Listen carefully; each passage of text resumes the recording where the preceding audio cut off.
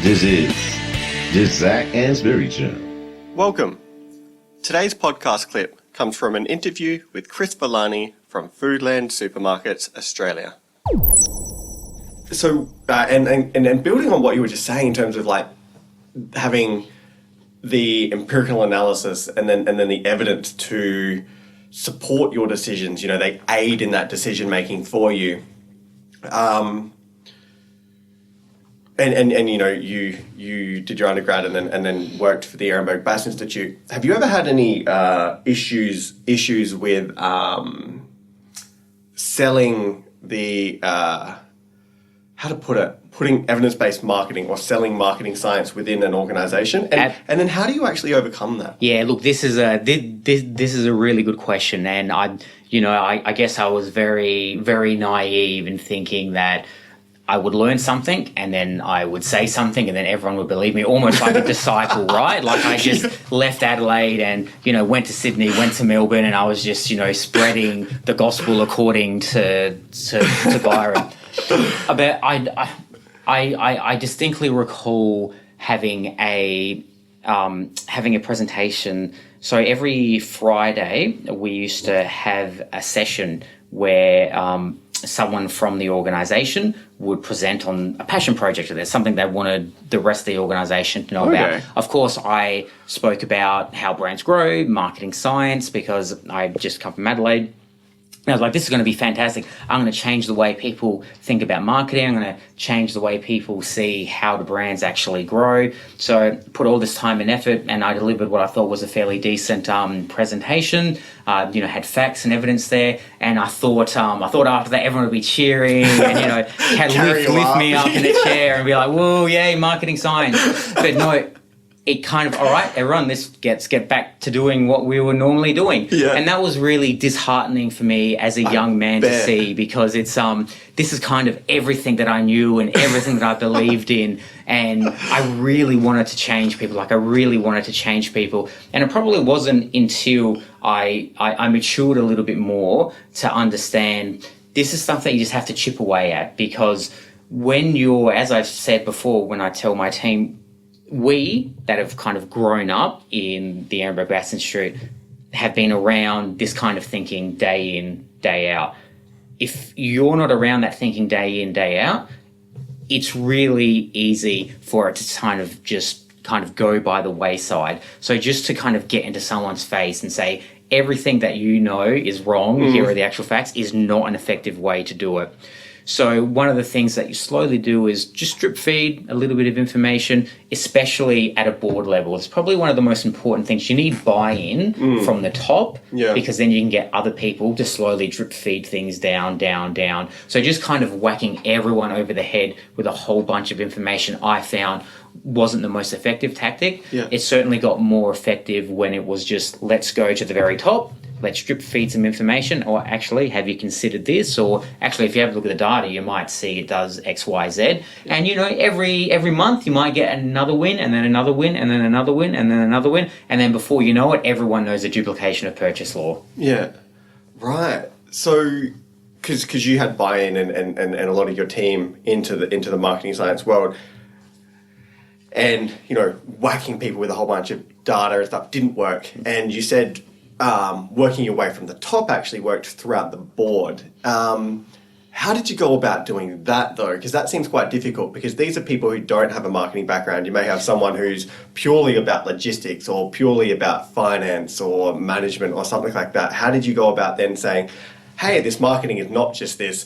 thing that you put on radio and television, but there's a science to it and the laws of how people behave. It's another really good question. It's another difficult one, because unfortunately I think sometimes marketers get a bit of a bad rap. I think sometimes we're seeing as the colouring in department, where I think people actually fully understand that as a marketer you can have a lot of direct input into your brand. There's actually science that does go behind it. And look, one of my key achievements in my career is that I've got at least Foodland and the Foodland board thinking more strategically about marketing. Now, how does one do that? And I guess every board will be different because individuals are different. But as I said, it was just every time an opportunity came up, it was, here is a tiny bit of data.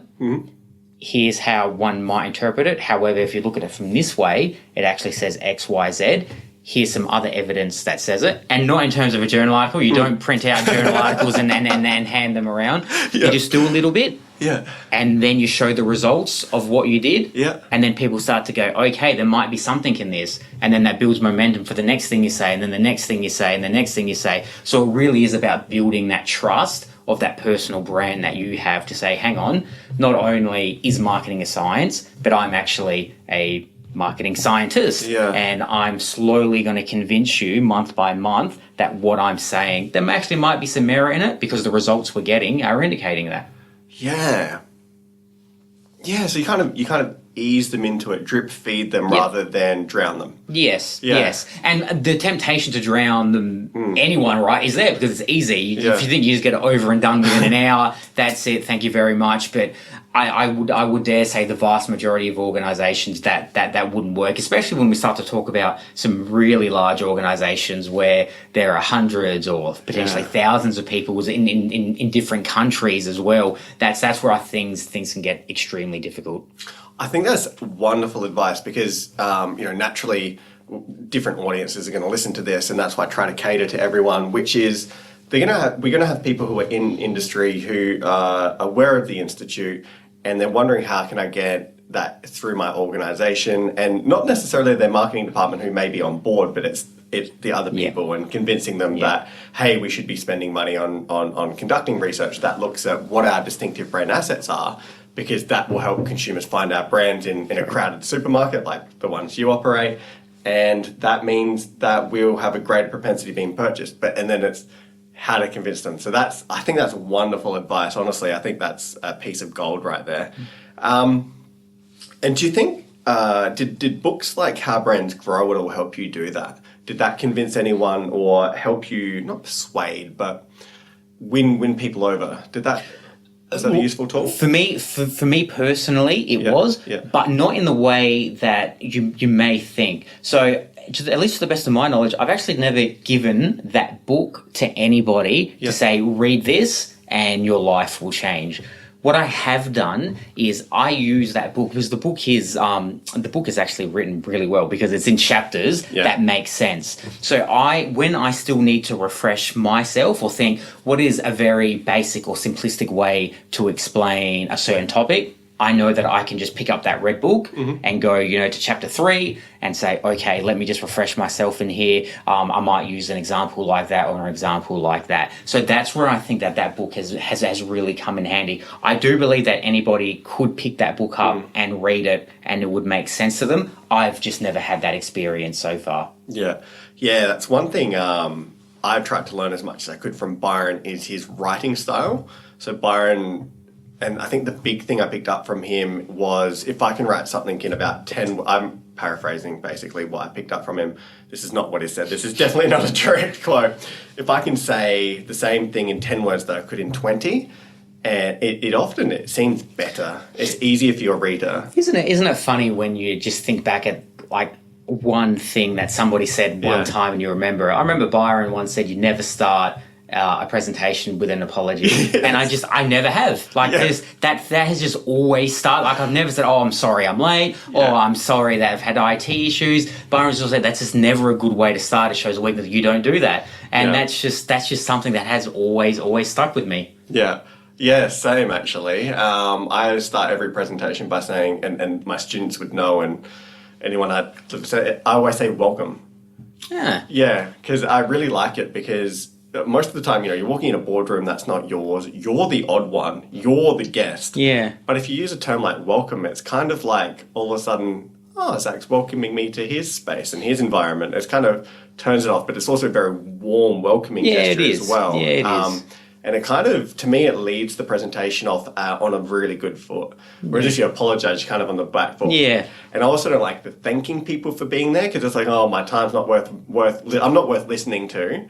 So thank you for coming along and putting up with me. Yeah, presenting's not hard enough. You have to think about how to actually start the thing as well.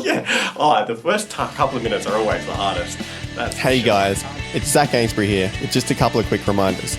If you've enjoyed today's podcast, then make sure you subscribe so you never miss an episode. There are plenty more interviews to come with some of the world's leading marketing academics and practitioners. You do not want to miss these.